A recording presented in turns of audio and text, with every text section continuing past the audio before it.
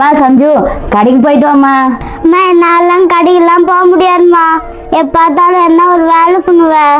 சரிம்மா, பக்கத்து வீட்டு ஆண்டி உன்னை எதுக்கு கூப்பிட்டாங்க? அம்மா கடைக்கு அனுப்பிச்சாங்கம்மா, பால் வேணுமா சொன்னாங்க.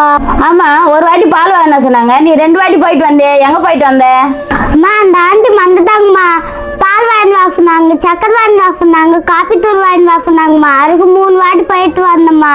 அவங்க மறந்துட்டாங்க. 3 வாட்டி கடைக்கு போயிட்டு வர்ற. இங்கே நம்ம வீட்டுல ஒரு வாட்டி கடைக்கு போக சொன்னாங்க. மா எப்ப பார்த்தாலும் வேலை சொல்றன்ற. நம்ம வீட்டுல நீ காலையில இருந்து என்ன வேலை செஞ்ச?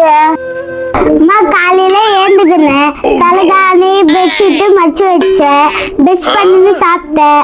அவெல்லாம்மா. எதனா ஒரு வேலை எனக்கு செஞ்சிருக்கியா? உன் வேலை தானே நீ செஞ்ச. கடைக்கு போக சொன்னா கூட எல்லா வேலையும் எனக்கே சொல்ற அப்படின்ற.